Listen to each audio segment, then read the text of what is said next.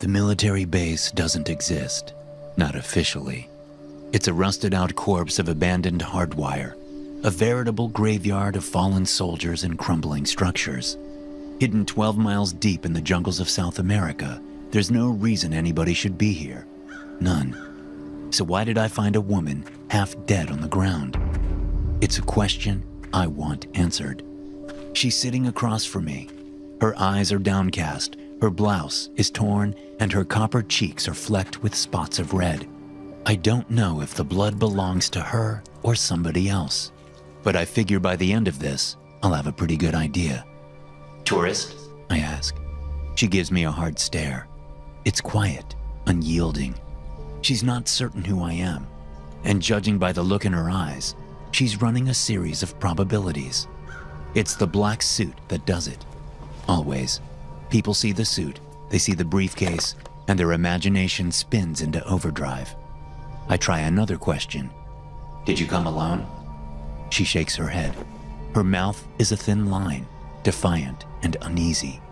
The legs of her chair squeal as she rocks back and forth, giving motion to her anxiety. She's considering the possibility that this is her last day on Earth, her last hour. If I'm being honest, it might be. "How many were with you?" "Lots," she says quickly. "They're still around. They know where I am, know where we are right now, and—" "I doubt that." Her voice stumbles. "If anybody was with you, then chances are they're already dead. Jobs like this, they're usually bloodbaths, massacres. They're not the sort of places you expect to find survivors, much less unarmed ones." She swallows. "Who are you?" "A friend." "Some friend? I don't know the first thing about you." "Funny. I was about to say the same thing." I reach into my briefcase and pull out my clipboard, centering it on my lap. On it are questions. They're the sort of questions whose answers are typically written in blood. "How about you and I get to know each other?" "If you think I'm going to just tell you who I am..." "I don't care who you are. I care about what you're doing here, miles deep in the jungle, sitting in a military base that doesn't exist." I press my pen to the clipboard. "How about you fill me in?" The woman's eyes narrow. Her slender hands ball into tight fists. If I had to guess, she's not used to feeling this vulnerable, this powerless. "And if I leave?" she says, standing up. "What then? Are you going to cuff me to a pipe?" I smile. "Why bother?" The corner of her mouth twitches. "You're not going to leave," I tell her. "You wouldn't dare." For a moment, my eyes dance with hers, and in their fire I see something, some buried ember of fear. It's unmistakable. "You know better than I do what's out there," I say. "So go ahead. Walk out that door if you think you're safer outside. I won't stop you." I wait for her to move, but she hesitates. They always hesitate. "Maybe you're right," I say. "Maybe I'm not a friend, but I'm the closest thing you'll find to one for miles. So if I were you, I'd quit worrying about me. I'd start worrying about what it is I'm doing here." "Meaning?" I wave my hand toward the broken window. Outside are rusted Humvees, a crumbling barracks. Outside is a road so overgrown that tiny trees are sprouting from cracks in the concrete, while clutches of moss do their best to hide old rifle rounds. It means that places like this aren't left to rot without a good reason. Soldiers are trained to fight. They aren't trained to flee into the jungle, leaving their equipment and assets behind. I gesture broadly. Look around. This base was evacuated in a hurry, and that begs the question, why? More importantly, why did I find you in the middle of it? Her eyes dart outside. Her pupils are dilated in a cocktail of adrenaline and anxiety. If I tell you, then you've got to tell me something first. Tell you what? Who are you? She says, voice trembling. I want to know what's really going on here. The truth. I've been lied to enough today. Have you? I study her. The truth of my work isn't something people want to hear about. Not really. They might think they do. They might think they're ready to open Pandora's box, to see the dark underbelly of reality, but it's rarely the case. Still, the woman strikes me as stubborn. If pulling back the veil can get her talking, then maybe it's worth the existential crisis. I slip a hand inside my jacket, pull out my badge, and toss it to her. She catches it, just barely. "There you go," I say. "Everything you need to know about me, right down to my height and birthday." She appraises the badge. Her eyes move across the laminate once, twice, then snap back up to me. "This says you work for an organization called the Facility. I've never heard of it." "That's the idea. We're a shadow contractor. The less people know about us, the easier it is to do our job." "And what is that job?" "Anomalies," I tell her. "We investigate events of supernatural origin. They're typically caused by entities, things you'd recognize as monsters or urban legends. My job is to hunt those things, capture them." She shakes her head. "Why?" "That's a complicated question. The short answer is that it's necessary. The long answer is that you'll sleep better not knowing." I lean forward, flaring my jacket behind me, letting the woman get a glimpse of the pistol on my hip. "Fact is, I came here tonight to investigate an event, but instead I found you. I'd like to know why that is." Her eyes drift to the window. She's wearing the expression of a woman who was praying her nightmare was all in her head, that whatever she saw today was the product of acute psychosis, a little bit of neurological sabotage and nothing else. Now she's considering that maybe there's something more here. Maybe she's not as crazy as she hoped she was. "What's your name?" I ask. She bites her lip. Her voice is quiet, almost a whisper. "Maria." "You look like you're having a hard time processing things, Maria." "You don't know what I saw," she mutters. "You have no idea." "I hear that a lot." I pull out a pack of smokes, slip one between my lips. I light it up, and the nicotine tastes sweeter than heroin. It ripples through my body like emotional morphine, and just like that, the next part gets a little easier. "Between you and me, my father was killed by an entity, Maria. I watched him die." Her eyes meet mine. They're wide. This wasn't the emotional curveball she was expecting. And that's exactly what makes it effective. Always. "Happened when I was 7, I tell her. "I saw the whole thing from under my bed, cowering. A creature had him in its grip. Some tall man with 2 faces. He lifted him up to the ceiling and turned to me, asked what my favorite nightmare was, and then he tore my father in 2, like paper mache." I blow out a plume of smoke and it hangs in the air between us. Then I take another long drag. The truth is, I hate this story. I hate it more than anything else in the entire world. It's a memory I've gone my entire life trying to forget. But in moments like these, it's the most valuable piece of history I own. Even now, it's working its black magic. I watch Maria's posture shift. Her shoulders fall, slumping forward in horrified disbelief. She's doing the human thing and empathizing with me, sharing a piece of my pain. And that's exactly what I need her to do. "Is that how this so-called facility found you?" she asks. "It is." Her eyes are staring a hole into the concrete floor. She looks distant, haunted. "I'm so sorry," she says. I ash my cigarette. "Don't be. It's ancient history. The point I'm trying to make is that when you've seen an entity kill somebody, it stays with you. You recognize the scars. And right now, I see those scars all over your face." She doesn't speak.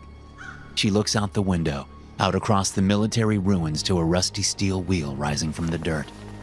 It's bolted to a hatch that leads underground, one she's been stealing glances at for the better part of our conversation. "That bunker," I say.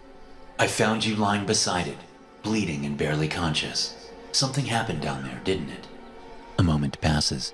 Her eyes are narrowed in focus, like she's weighing her options, calculating outcomes. Eventually, she takes a breath and asks a question. "You said that you hunted entities. Well, what about demons?" "What about them?" "Do they exist?" I crack a grin. "Depends who you ask. Are you saying that you saw one down there?" "I'm not sure. she says at length.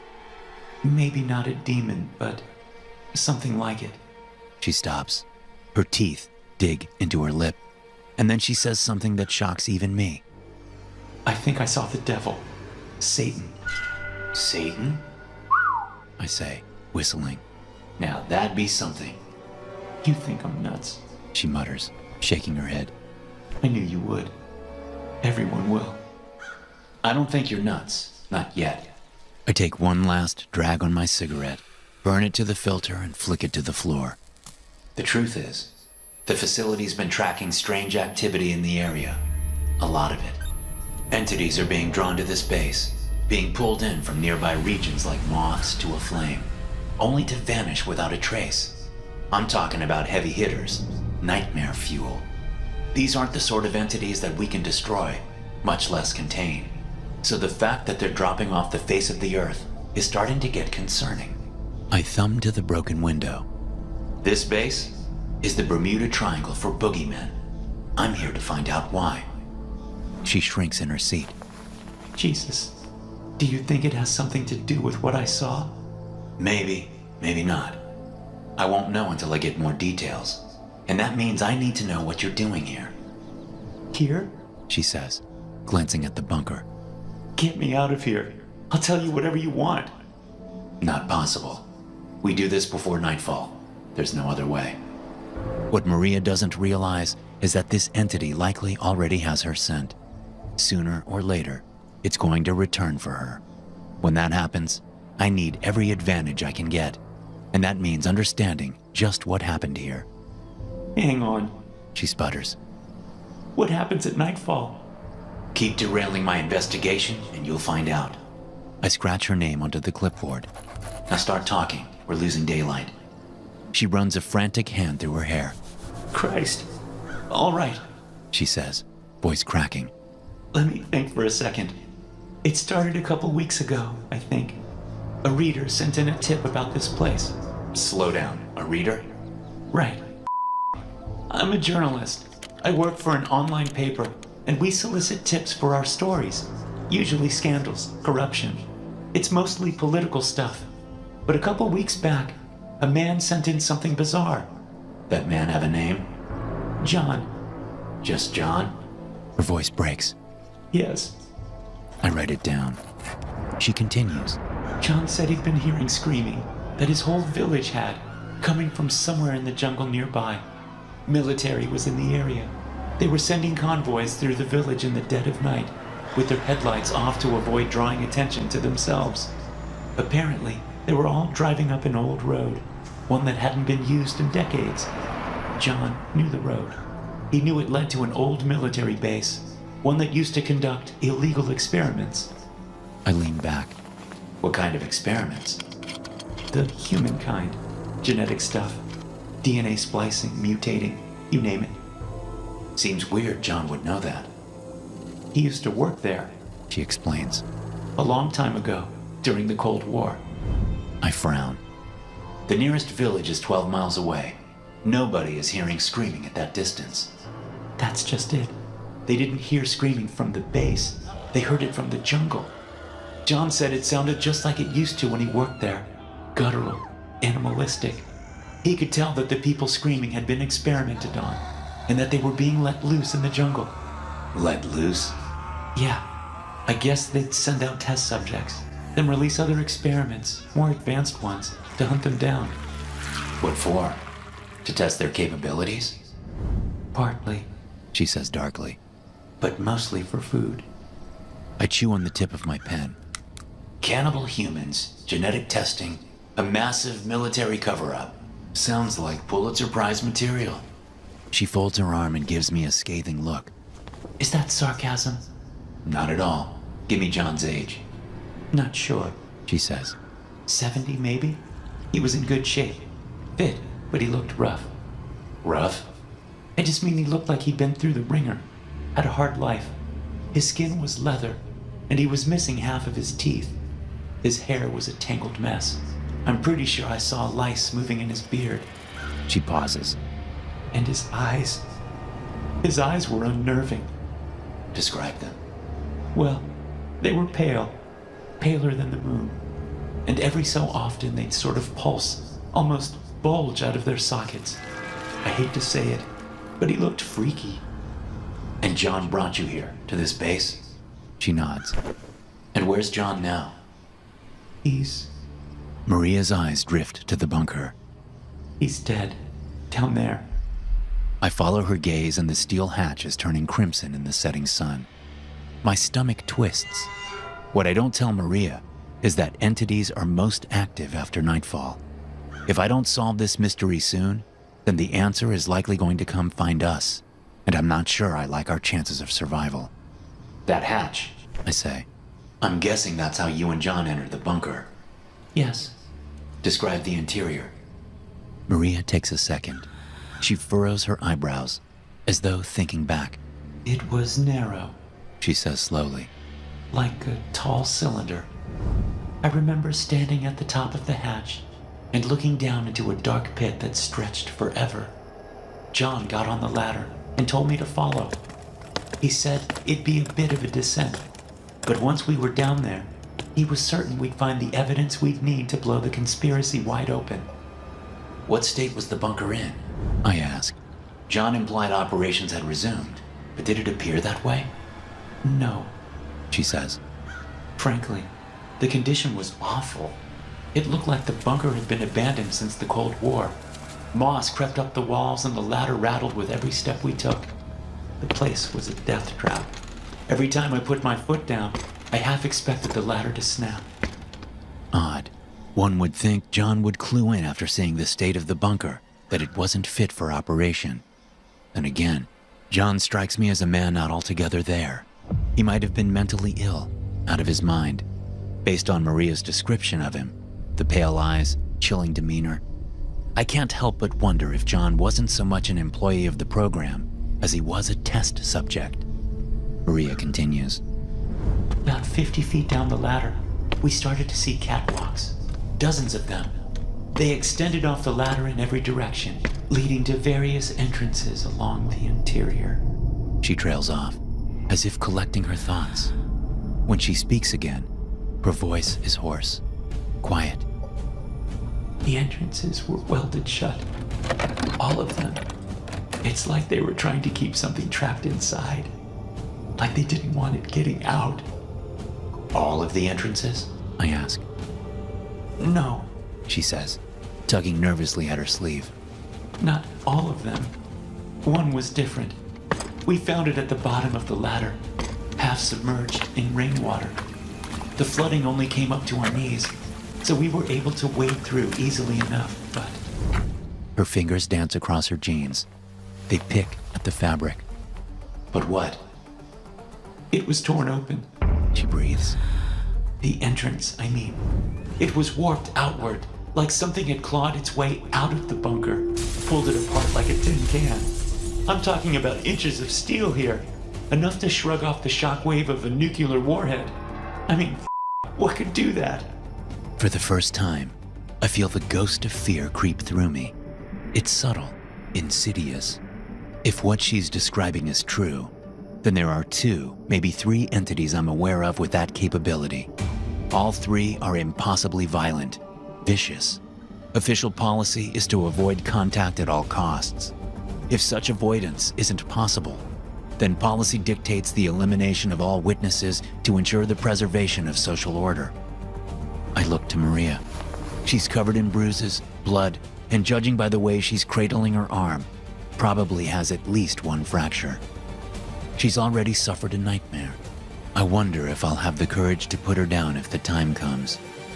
The door, I say, hoping she doesn't hear my voice crack. John used to work there. He must have had thoughts on the damage. She snorts. He said it was explosive charges. He said the military probably breached the door to get inside when they restarted their science project. But I knew that couldn't be true. First of all, the door was warped outward, not inward. More than that, there wasn't a shred of explosive damage in the area. I'm assuming these were observations you shared. Of course. John didn't care, though. Just changed the subject. Asked me if I had any skeletons in my closet. Asked me if I'd ever hurt people or considered it, and What? yeah, I know. She says, laughing in disbelief. Talk about a left turn into what the f. I shrugged it off. I mean, I knew John had demons in his past. Maybe he was looking for a little absolution from me. It's not like he sounded threatening. He almost asked the questions casually, like he was hoping we could start a conversation, forgive each other for our sins, sort of thing. He didn't press the subject. Maybe if he had, though, things would have been different. She sighs. Her eyes shift to the bunker, hazy with memories. He helped me squeeze through the damaged doorway, and we continued on. All the passages were flooded down there, utterly dark. We sloshed through countless corridors, our headlamps reflecting off the black water and making shadows against the walls. It creeped me out. It felt like we weren't alone down there, because I'd keep seeing movement out of the corner of my eye. Movement. I wonder if she really was just seeing things, or if there had been something down there, stalking them even then. Anything stand out as interesting in those corridors? In some sense, all of it was interesting, She says. The whole place was like a buried time capsule. In the rooms we passed, I saw ancient magazines and peeling posters. I saw little relics from the 70s or earlier, some floating in the water, others sitting on dusty tables and countertops. Even keepsakes, little lockets, wedding rings. Even the desks were full of soggy documents, classified ones.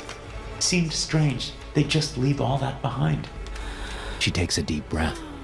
We passed through a series of maze-like corridors, then climbed a ladder that finally got us out of that floodwater. It felt nice to be on dry ground again, but the new chamber, A shiver runs through her. it was narrow to the point of being claustrophobic, and all along its walls were streaks of dark paint. The air felt musty, rancid, but it wasn't until we turned that corner that... She stops suddenly, her expression paling. Maria, I press. what happened when you turned the corner? A moment passes. When she speaks again, her voice is hoarse. Something crunched under my foot. She says, Bones. The passage was full of them. Skeletons were piled a foot high. It looked like they died scrambling over each other, like they were trying to reach the ladder and escape something. That's when I realized the streaks along the walls weren't paint. They were blood, old and brown. My heart thrums. Could this be evidence of John's so-called experiments? Did the bones appear to be mutated at all? Maria nods slowly. Yes, some more than others. One skull could have belonged to a man, but its jaw was elongated, like a horse's. A single, twisted horn curved out of its forehead. Another was flat, square.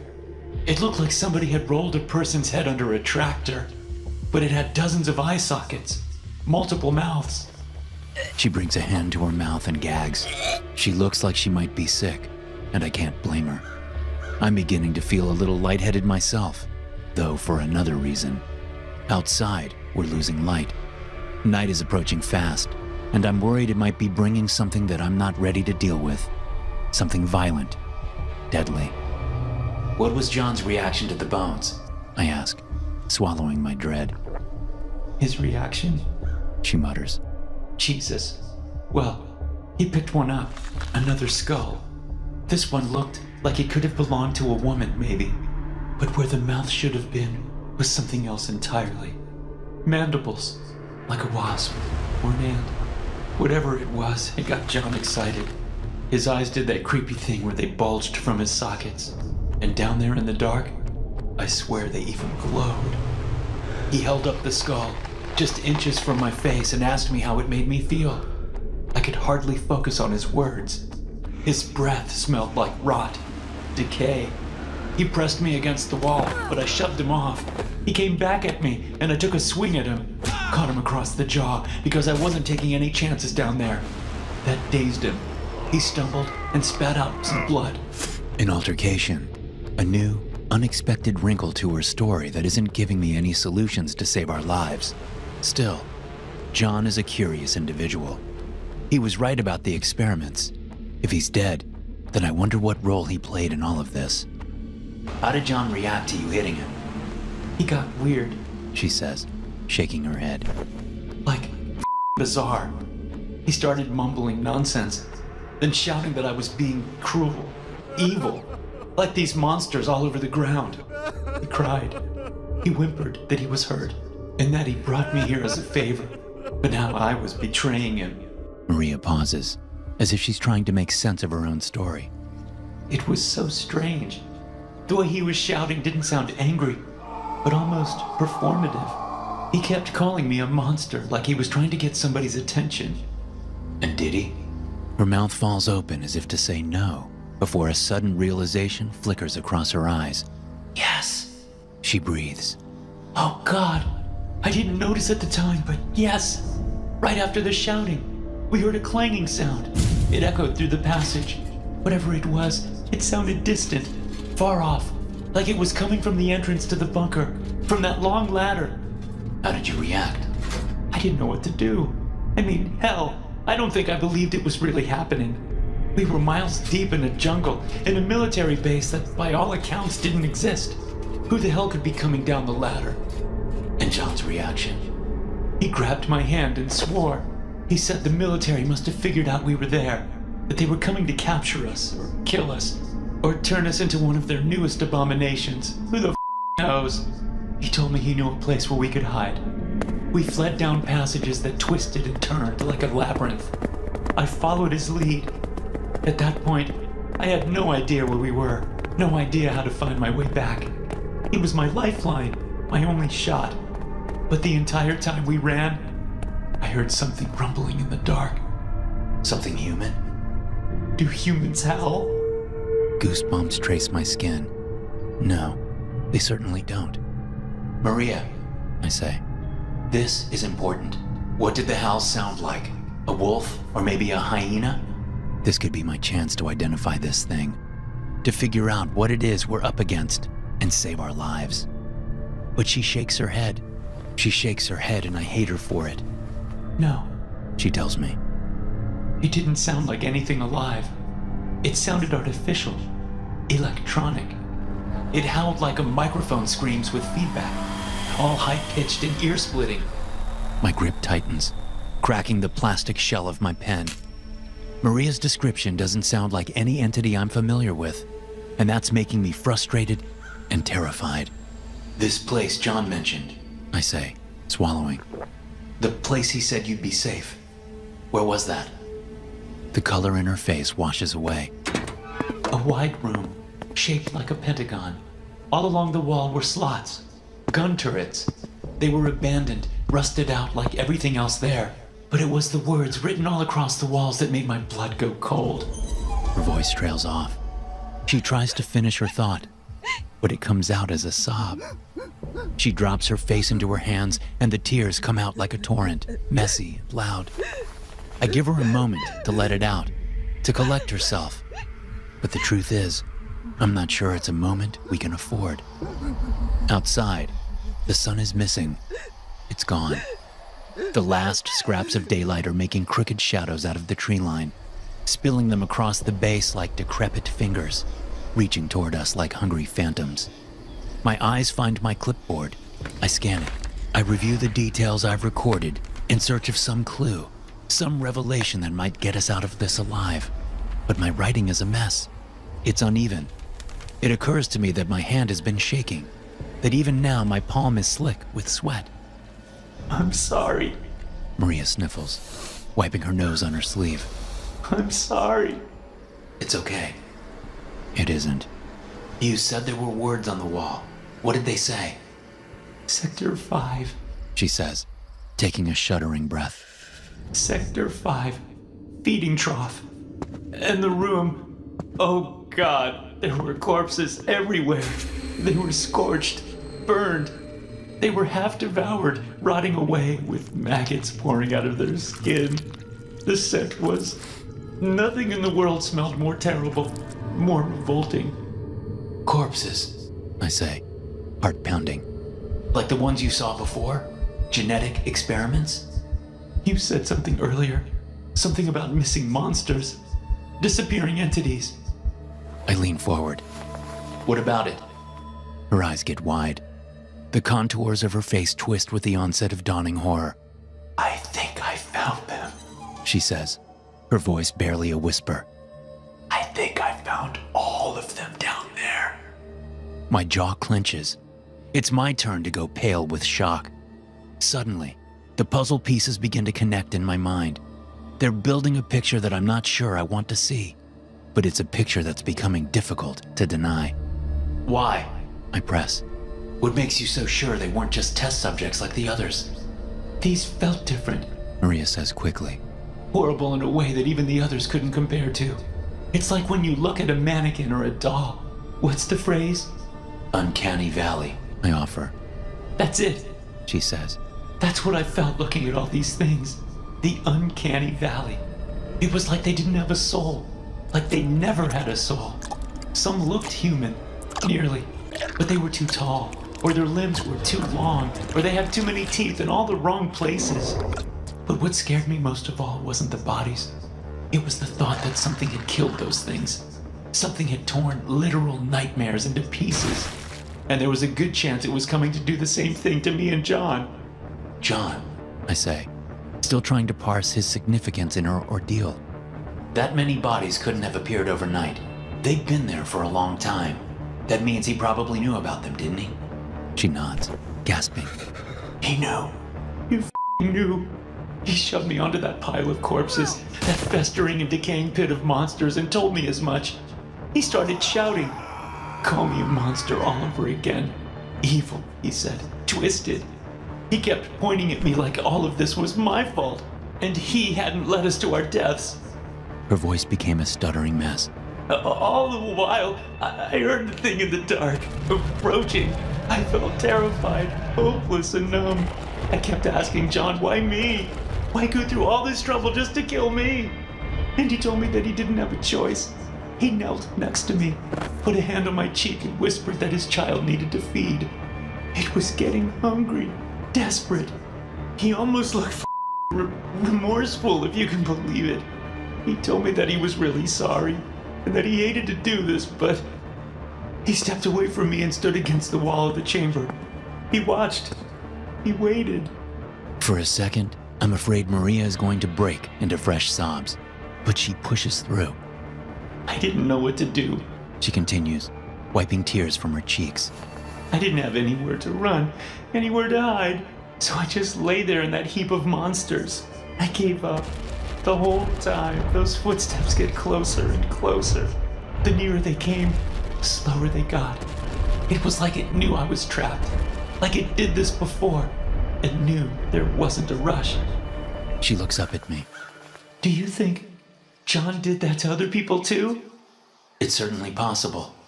Did you get a good look at the creature? She shudders. Yes. I had my headlamp trained on the passageway the whole time. And when it appeared around the corner, I almost missed it. I heard it, but I could barely see it. It was a tall, flickering shadow. It pulsed, vibrated. The way it moved was jerky, haphazard, almost like it had one foot in our reality, like it was glitching with every step it took. Glitching, I mutter. Why does that sound familiar? That's right, She says. and that wasn't even the strangest thing about it. She gets small in her chair. It had these eyes, amber ones, bright and gleaming, like twin cinders smoldering in empty space. It felt like they were piercing me, like its eyes were digging through my skin and looking into my mind, or my soul. It was like that thing was taking bites out of my memories, tasting them before spitting them back out. How did it feel? Painful? No, she says. It felt cold, like a blizzard in my head. Like all my thoughts had frozen to a crawl. Maybe that's why I calmed down. I don't know. I remember sitting there, totally numb as the shadow phased through the metal bars of the gate. It almost looked human. It had 2 arms, 2 legs, and a head. But its body was made of black static. Like television interference. Television interference. Where have I heard that description before? I rack my mind for a match. Some kind of urban legend or ancient lore that matches what she's saying, but nothing jumps out. I flip through the pages of my clipboard, stopping on one labeled Aberrant Events. It's the facility's own most wanted list. My eyes fly through the cases listed, but there isn't anything close to what she's describing. An idea strikes me. Did the shadow hurt you at all? She looks down at her arm. There's a large gash there, framed by clots of dried blood. No, I don't think so, she says hesitantly. I got these injuries when I was trying to escape. No, of course it didn't. It had other food available already. And what happened after it pierced you with its eyes? I ask. It walked past me, she says. It walked through that mulch of corpses and headed straight for John. It started speaking along the way. At least, I think it did. What do you mean by speaking? Do you remember how I said it was howling before? I do. Well, this time it was hissing, like a live wire or static electricity. Whatever it was communicating, John looked panicked. He was crying, pleading with it. He kept saying that he'd done his best, but there was nothing else out there. So the shadow would have to make do with me. But the shadow didn't seem to care. It grabbed John by his long hair, lifted him up to the ceiling, and its cinderlight eyes started gleaming an angry orange. My heartbeat races. My pen flies across the clipboard, desperately trying to avoid missing a single detail. Maria keeps talking. She keeps giving me more of what I need. John kicked and screamed, she says. He begged me to help him, told me that if I didn't, I was every bit the monster he said I was, and I'd be next. But before he could finish, the shadow's eyes flashed and leaked fire. John started shrieking and moaning as his face melted into his skull. Maria's face twists with revulsion, disgust. She looks away, back to the bunker. I wonder if she's hearing what I am. That dim rumble of something moving underground.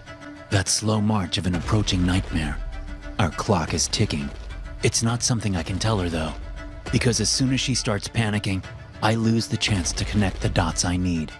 Maria, I say, pulling her attention back. Continue. It's critical I get these details. Sorry. It's not a memory I like thinking of, but the shadow held John there, his legs twitching weakly, and then he grabbed his head and tore it off his neck. She brings a hand to her mouth and starts nervously biting her nails. Then it lifted John's skull to its amber eyes. It opened its mouth and screamed fire. The heat I felt was like an open furnace, like hell itself. Tendrils of darkness emerged from the shadow, clutching at John's scorched skull, cracking it open like an egg. His brain spilled out. The shadow caught it in those tendrils and brought it into itself. His brain, like it was assimilating it, or eating it. She looks up at me, and there's the same angry defiance I saw when we met. Now do you get it? She asks. Now do you see what I mean about this thing being the devil? What else could do something like that? It's a good question. I can think of one entity, only one. If my guess is correct, then Maria and I get to live to see tomorrow's sunrise. If it's wrong, then I need to put a bullet in both our heads before that thing finds us. All of it hinges on my next question. It killed John. Then what? What did the shadow do? It turned back to me, she says. It glared at me with those blazing eyes, and I thought I was next. I knew I was. But then I felt another blizzard sweep across my mind, and that was it. I blacked out. Hang on, I mutter. What do you mean you blacked out? I found you lying outside of the bunker. How did you escape? She shakes her head, frantic. I don't have a clue. I blacked out. Then the next thing I remember was waking up outside the bunker, with you pouring water on my face and telling me we needed to talk. That's it. She shoots up from her chair. Christ, we need to leave. I blink. Why? The police. I've got to tell him about John and what he was doing. I've got to tell them about this base. Maybe John brought others here. More victims. Maybe some of them are still alive down there and need help. We need search parties and...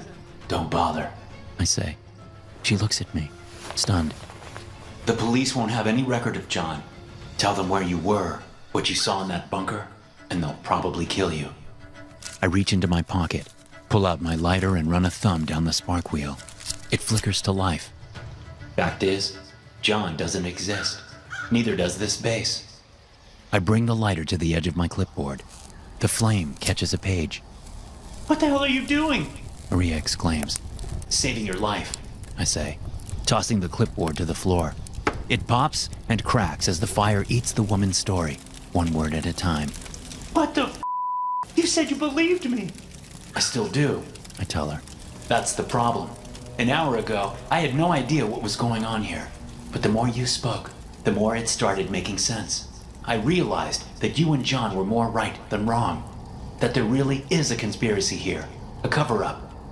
Then the people deserve to know. They do, I confess, and they will, eventually. But not from you, and not from my report. Neither is an option. She shakes her head, incredulous. Then how? I walk to the window, rest my hands against the edge. I take a breath. It's humid, heavy with South American heat. I'll figure something out. I always do. There's a heartbeat of silence. Then, she asks the obvious question. It's your employer, isn't it? This whole thing has something to do with the facility. Yes, I tell her. I think it does. She appears at my side. The two of us stare out across the dark of the base, out at the steel hatch rising from the dirt, where a devil made of flesh is inching ever closer. I thought you said your job was hunting monsters, she says at length. Not creating them. My job is a lot of things. More than anything else, it's complicated. The facility is, well, it's not what I'd call a good organization, or even a moral one. Then what is it? I consider the question. A pragmatic answer to an otherwise ugly question. She looks at me expectantly. The question of salvation, I explain. The question of how do you rescue humanity from a nightmare so twisted that it defies all language, all concept of imagination. There's something coming for us, Maria. Something dark and unfathomable. And these entities, these monsters, might be our only chance at fighting back. She's quiet. Her expression is difficult to read. Decades ago, the facility was a very different organization, I tell her. In those days, they thought the approaching nightmare was right around the corner, and that we had weeks or months until it showed up on our doorstep. They didn't know. Out of fear, they greenlit any and every possible situation. Or at least, that's what the rumors say. Rumors? I nod darkly. There's no real records of the facility's activities during the Cold War. Most documents were destroyed. The few that remain are heavily redacted. I wasn't around then, obviously, but I picked up bits and pieces from old-timers I've worked with. They mentioned black projects, hidden programs. One project was particularly infamous, so much so that even now, half a century later, the facility hasn't entirely snuffed out its legend. What project? Project Judas, I say. If you believe the rumors, it was headed by a brilliant biochemist named Screech, Jonathan Screech. The aim of the program was to create the ultimate weapon, a monster that could assimilate targets into its being, absorbing their capabilities. Such a function would provide it with a near limitless power ceiling. The problem was, something hits my ears. Maria's hand finds my arm, squeezing it painfully. Do you hear that? She hisses. Steel rattles in the distance. There's a low groan of warping metal, like the rungs of a ladder slumping beneath the weight of something titanic. There's something beneath us. It's inside of that bunker, climbing that old ladder, and it's making its way to the surface. We've got to run! Maria tugs at my arm, but I keep my feet planted where they are. My eyes narrow. I stare at the now trembling steel wheel, lit up beneath the light of the jungle moon. Maria stumbles backward. A smile finds its way onto my face. In the distance, across the ruins of the base, the bunker's hatch is thrown open. A dark shape emerges. It buzzes like television static, framed in shafts of moonlight. Its twin eyes glow like cinders. The shadow lurches, looking around, scanning the base and emitting a low electric hum. That's it. Maria whimpers. Oh God, that's it. The creature sees us. It sees me. It takes a shambling step forward, and dust and dirt flies into the air beneath its weight. Its eyes smolder, growing and growing until they become a blaze of fire. Maria is on the ground. She's hiding beneath the windowsill, reefing on the fabric of my pants and pleading with me to run, but I hardly notice she's there. This shadow, this monster, is why I've come here tonight. Now, we finish things. A wave of Arctic air passes through my mind. It's just as she described. My heart slams as I feel this shadow rifle through my thoughts, chewing on my memories. I close my eyes. I breathe deep, inviting it in. Go ahead, have your fill. And then with one final shiver, the cold in my skull fades.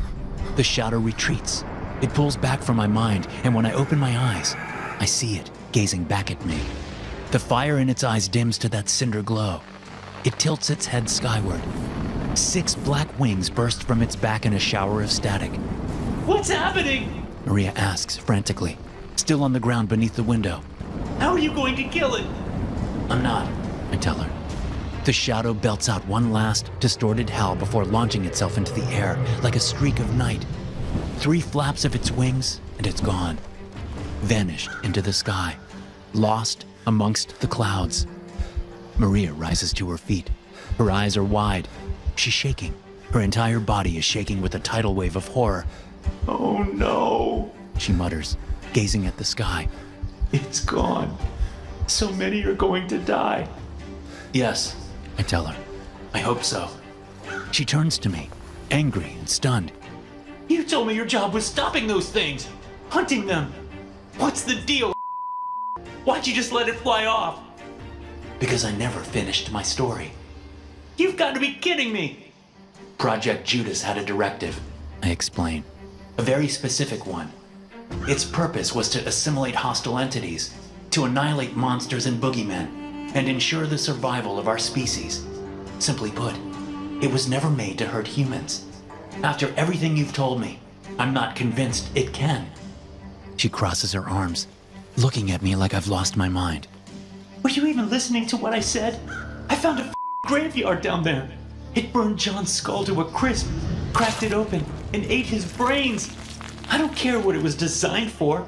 I watched it kill a human right in front of me. I'm not certain you did. I lift up my briefcase, paying my now ashen clipboard one final farewell glance.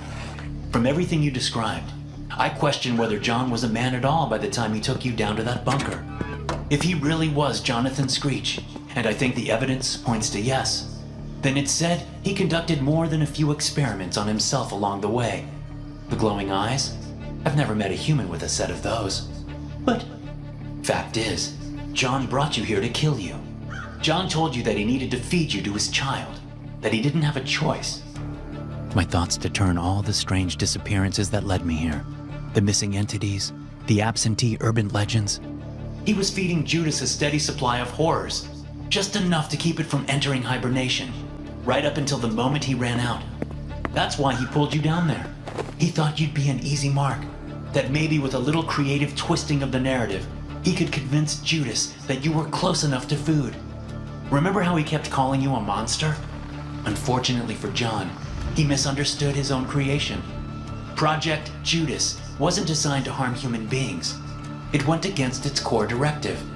So in that moment, when John offered you as a sacrifice, a flip switched in Judas that made it realize John had crossed the threshold and become a monster himself.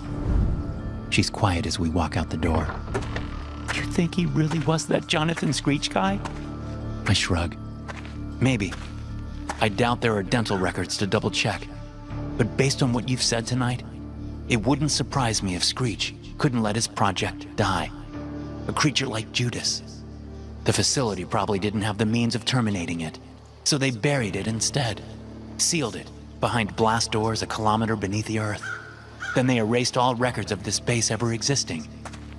My SUV is gleaming black. Impossible to miss against the ruinous backdrop of ancient Humvees. I crack the passenger door. Need a ride? She smiles. It's the first time I've seen her smile all night, and I can't help but smile back. Thank you, She says. for not killing me. Don't mention it. She clambers into the seat, and just as I'm about to close the door, she stops me. Wait, She says quickly. I forgot earlier, but John mentioned another entrance, one used for freight. That's probably how he got back into the bunker after they sealed it up.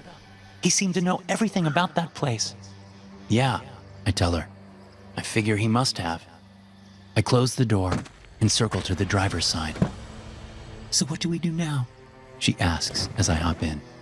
About that thing. Project Judas? Nothing, I say, plugging the key into the ignition and giving it a twist. The engine rumbles to life. As far as I'm concerned, that creature isn't a monster, and that means it's not my problem. The vehicle rattles as we pull out of the base and onto the jungle road. Maria twists in her seat. She looks back through the rear window as her worst memory falls further and further behind us. If it isn't a monster, then what is it? She asks. Words drift around my head. Definitions. I'm trying to figure out how to explain what it is that she and I saw. What it is that more people will see in the coming weeks. I'm trying to think of a way to tell Maria that whatever that thing was, she doesn't need to be afraid of it. None of us do. I open my mouth to reply, but I'm interrupted by a microphone howl. It's distant, far away. I crane my head and look up through the scatter of vines passing above us, and then I see it, a dark speck on the horizon. It's little more than a dot against the moon-streaked clouds, but I know that if it were closer, I'd see a creature with 6 wings. I'd see a shadow with cinderlight eyes, a body of black static. I'd see a guardian angel, one with plenty of work to do.